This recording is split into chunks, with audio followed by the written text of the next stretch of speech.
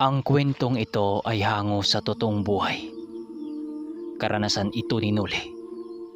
Taong 1996, Bacolod. Bago natin simulan ang kwento, nasa dulo ng ating video ang shoutout. Yun lang. Simulan na natin to. Nang marinig ito ni Noli, bigla naman niyang iniangat ang kanyang kampilan at sumugod sa mga ito. Habang papasugod si Noli sa kanila, bigla naman yung nagsisipulasan dahil sa takot nila sa nagliliyab nitong kampilan. Ang iba namang mga kasama ng nagngangalang Lauro ay wala nang nagawa kundi harapin ang isang antingerong nagwawala. Lahat ng mga aswang ang natamaan ng kampilan ay bumagsak na lamang sa lupa nang wala ng buhay. Habang nag-aapoy ang mga sugat nito sa katawan. Nang makita ito ni Lauro, doon nila nakita ang lakas ng armas na hawak ni Noli. Habang patuloy na sumusugod si Noli sa mga ito, ay ang pag-atras naman ng nagngangalang Lauro sa kaanib ng mga aswang na yon. Partida, hindi pa nakikialam ang tatlo niyang mga kasama.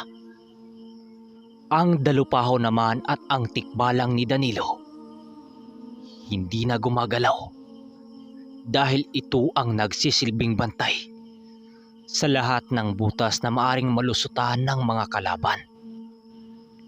Ngunit biglang napatigil sa pagsugod si Noli nang makarinig siya ng pagsigaw ng isang lalaki sa kabilang dako ng baryo. Paglingon niya, nakita niyang hawak ng 3 gabunang aswang ang 2 niyang tauhan. "Huwag niyo siyang patayin, kundi paslangin ko tong 2 niyong mga kasama. Mamili kayo.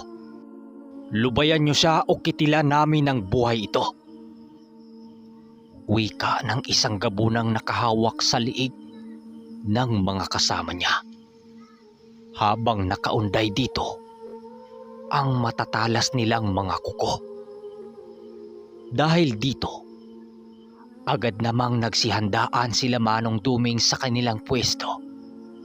Habang si Noli tumigil sa ginagawa niya dahil buhay ng mga tauhan niya ang mawawala kung sakaling magpapadalos-dalos siya. Subalit bigla ring napangisi si Noli nang lumitaw sa likuran ng mga gabunan ang tikbalang ni Danilo habang ang dalupaho biglang dumaan sa itaas ng mga ito at walang pagdadalawang isip na dinagit ang isa sa mga gabunan na yon. Pagdagit ng alaga ni Manong Duming sa isang gabunan ay ang pagsunggab naman ng tikbalang sa isang kasama nito.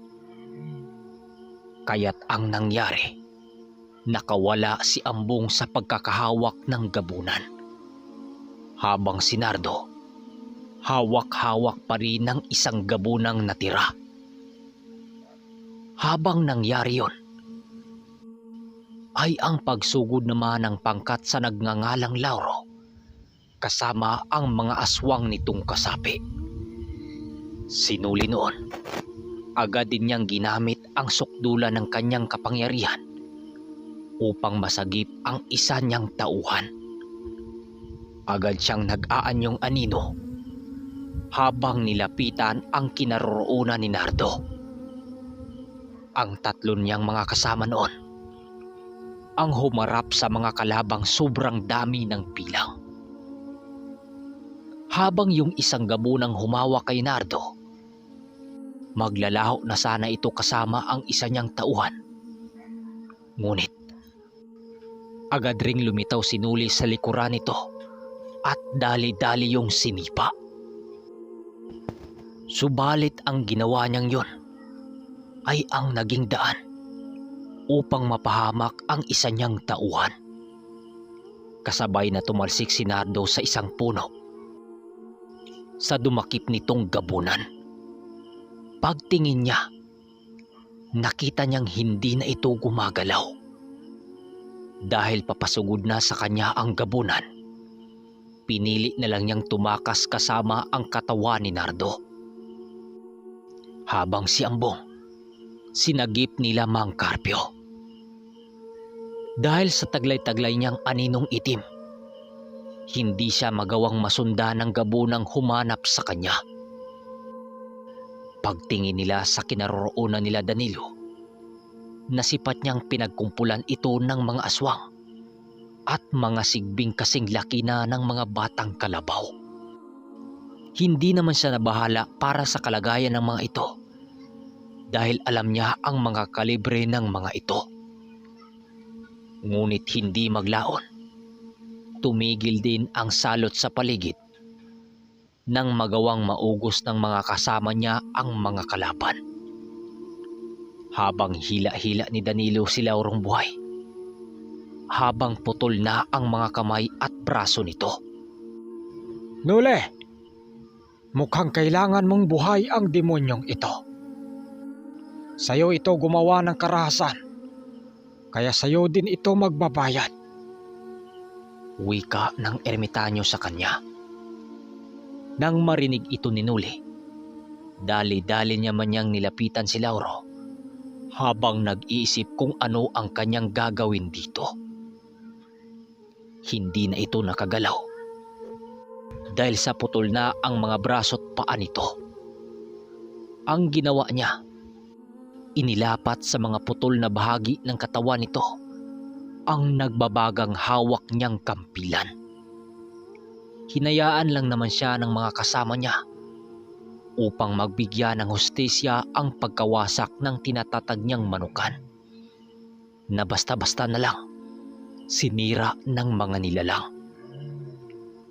Kasabay ng pagkaubos ng mga kasama ni Lauro ay ang paglaho naman ng mga tikbalang ni Danilo pati na ang dalupahaw ng ermitanyo.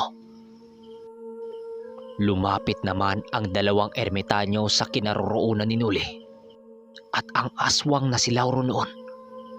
Halos mapunit na ang lalamunan nito kakasigaw dahil sa init nitong nararamdaman sa enerhiyang taglay ng dalawang ermitanyo. Hindi na nakapagtimpi pa si Nuli, kaya't ang ginawa niya para mapatahimik ito ay ang sipain ito sa bandang tiyan nito. Nang ginawa yun ni Nuli, labis naman ang pag-iyak ni Ambong gawa ng ang kasabay nilang nahuli sa kamay ni Lauro ay pinagpipistahan na kasama ng mga aswang. Nang marinig ito ni Nuli, ninais niyang makaramdam ng sakit sa katawan ang traidor niyang kaibigan upang magawa nitong manahimik. Tumahimik ka, Lauro. Huwag kang sumigaw na parang ikaw nagmamakawa.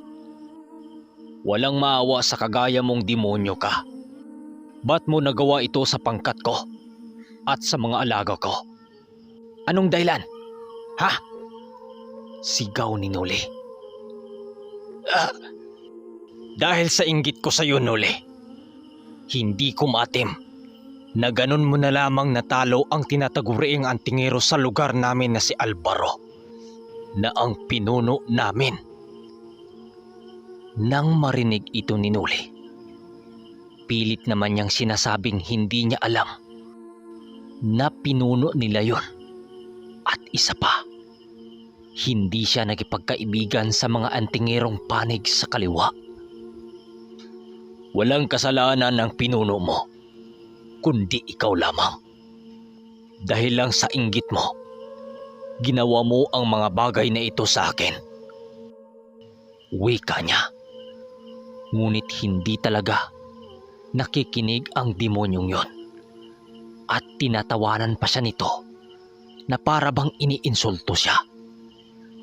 Dahil sa galit niya, agad naman siyang nagbigkas ng mga pamparusa na usal at dali-daling ibinato dito.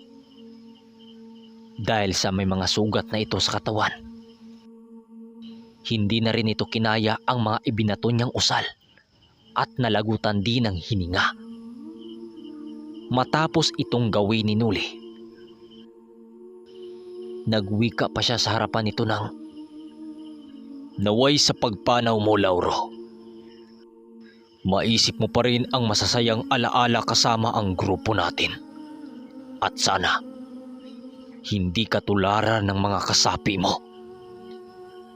Nang sabihin ito ni Nuli, ay ang pagtalikod naman niya sa bangkay nito. At tuluyan na rin nilang tinalikuran ang baryong yon. Habang binagtas nila ang daan, pasan-pasan naman ni Danilo ang katawan ni Ambong.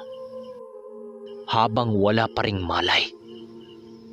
Habang patuloy pa rin sila sa paglalakad, doon na sinisimulang tinanong ni Nuli ang isang tauhan niya patungkol sa mga naganap. At doon inilahad ng isa niyang tauhan sa kanila. Nang mga oras na nadakip sila ng grupo ni Lauro, nakinig naman sila Mang Carpio sa mga sinabi nito habang pabalik sila sa baryo. Ayon dito, nang pauwi na raw sila galing sa bayan, may nakasalubong daw sila na 5 kalalakihang may sabog-sabog na buhok. Habang dali-dali sila nitong dinakip at kaagad tinakpan ang kanilang mga mata. Hindi na raw sila nakapagpumiglas dito dahil daw sa lakas ng puwersa ng mga ito. Kahit anong sigaw daw nila, tila ba walang lumalabas na boses sa kanilang mga bibig. Kahit nagkabunggo-bunggo daw sila sa mga matatalas na bato, walang pakialam ang mga yon. At tuluyan pa rin sila sa paghila sa kanila. Dahil sa gusto nilang makawala, nagpupumiglas pa sila. Nang pukpukin sila ng tag-isa sa kanilang mga ulo gamit ang bato. Nang siyang dahilan para kumalas ang kanilang ulirat sa kanilang mga sarili. Pagbalik daw ng kanilang mga wisyo, nakita nilang nasa loob na sila ng isang bahay habang nakagapos. At nakita nila doon ang napakaraming aswang sa loob na parabang nagsalo-salo. So mga kairamitan nyo, hanggang dito na muna dahil may iwawaslik tayo na shoutout. Yun lang. Maraming salamat. Simulan na natin. Shoutout kay Bila from Spin. At shoutout kay RG Kulango from Bacolod City. Shoutout sa Cañero family from Sagasa, Bago City. Shoutout kay Juby Zabonete. Shoutout sa Alday family from Batangas.